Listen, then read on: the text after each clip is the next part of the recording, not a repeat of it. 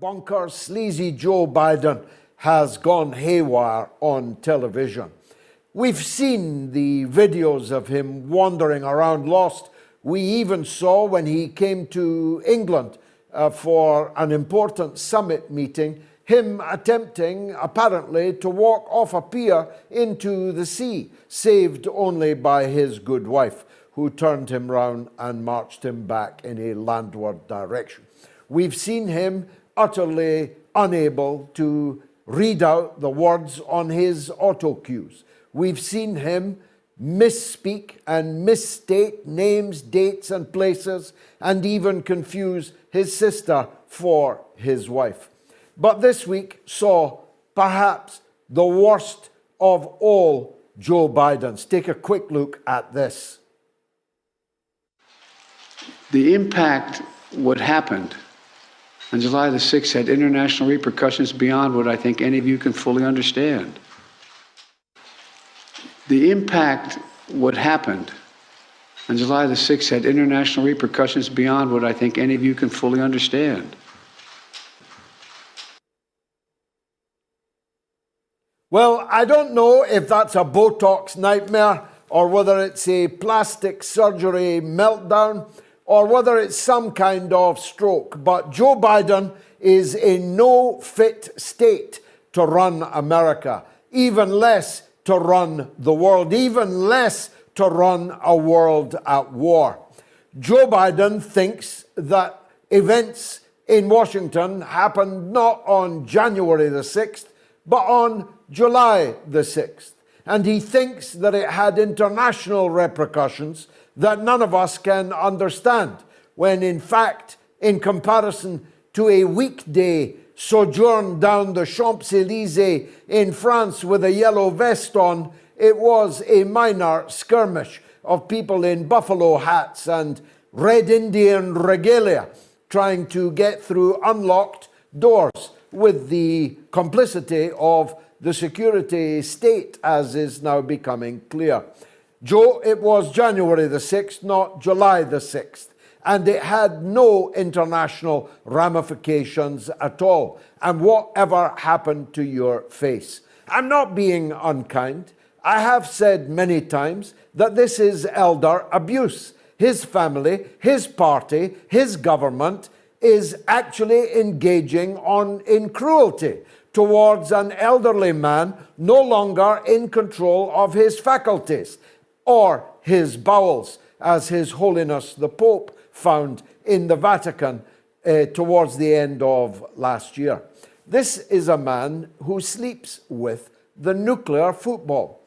He sleeps with a bag that contains the nuclear codes that could send thermonuclear intercontinental ballistic missiles into orbit, into action.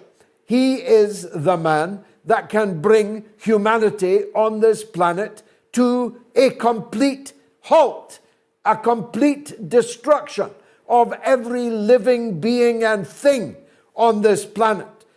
Let's just hope he doesn't confuse the nuclear codes for his alarm clock. Let's just hope that stumbling in a hurry to get to his hourly visit to the lavatory, he doesn't trip over that nuclear football. This is a clear and present danger to the safety and peace of the world, never mind to the good governance of the United States of America. But even when he's not on screen, the things he's saying are increasingly unhinged. This week, he accused Iran of fueling the war in Ukraine because it is selling to Russia the drone technology that is being used in the war.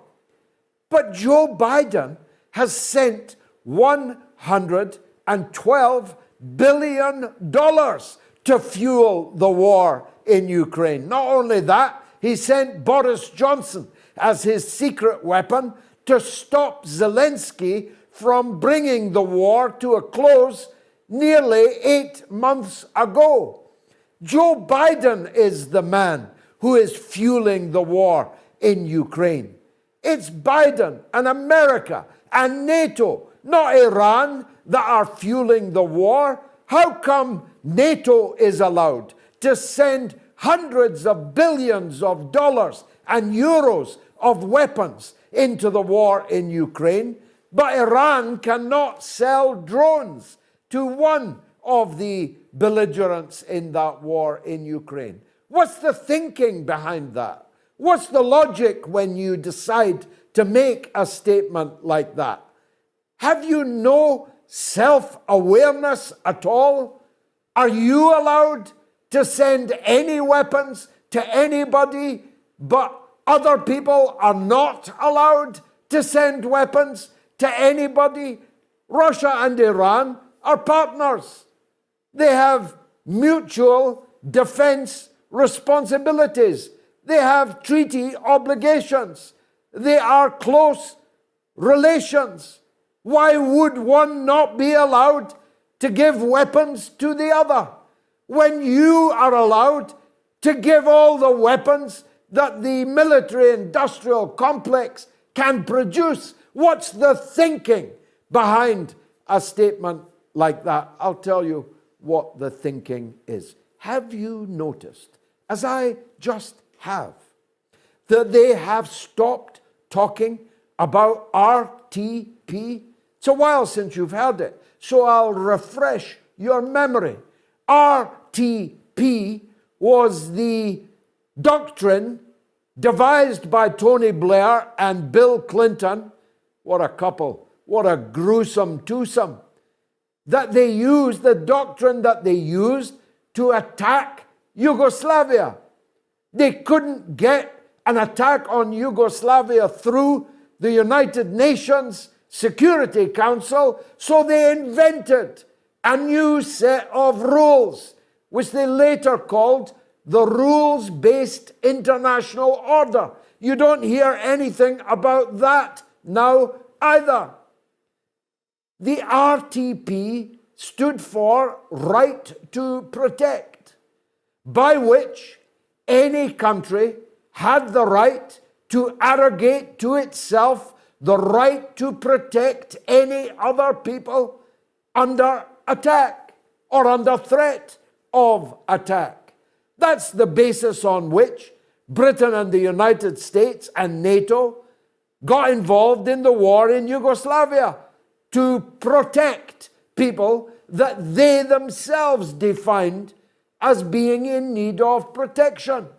Why don't they use that doctrine anymore? Because, of course, Russia would have the right to protect its co-religionists, its compatriots, its Russian-speaking people in the east of Ukraine. Indisputably, according to the Council of Europe, according to all of the international observers, under ceaseless attack from the regime in Kiev since 2014. 14,000 people were killed. Would Russia not have a right to protect them under the Clinton-Blair doctrine of RTP? Of course they would. And therefore, they stopped talking about it. The rules-based international order, ditto, because the rules-based international order includes the right to protect. In other words, to step outside of international law, outside of the UN Security Council, and take unilateral or bilateral or multilateral action wherever you decide that the rules you have devised are being broken. Now, of course, it's all going disastrously wrong. I've just seen the front page of The Economist. I can't bear to open it. But the front page of The Economist still maintains, on this day of all days, that Ukraine can win the war against Russia. On the day that a Russian private military company, the Wagner Group, defeated NATO in the city of Solidar, and is now, right now, mopping up in the catacombs of that city, that ancient city of salt, has now fallen not to the Russian armed forces, they're not even fighting there, but to a Russian mercenary group of private military contractors. That's how badly the war is going for Ukraine and for NATO.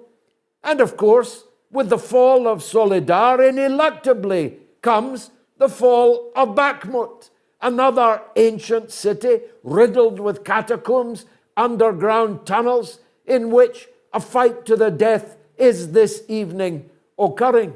So much so that the head of the Ukrainian military has pleaded with President Zelensky to withdraw, if they can, from the kettle in which they are trapped in Bakhmut, for fear of losing thousands of their soldiers on top of the 100,000 according to von der Leyen, or more according to credible military sources, that they have already lost. And Zelensky has refused his own army chief's demand that the soldiers be withdrawn from the noose in which they currently are poised. And as somebody, I think Colonel McGregor, just pointed out on social media a few minutes ago, Zelensky will be lucky, long before the Russians come, if the armed forces of Ukraine don't deal with him, if his own generals don't deal with him, because while he is cavorting on the stage of the Golden Globes, they are dying in the most unimaginable horror. Don't look at the videos I've looked at. I beg you, don't look at these young Ukrainian men giving their lives for a coke-sniffing, cross-dressing, porn actor, billionaire, cavorting with his film star friends in Los Angeles, in Hollywood, at the Golden Globes.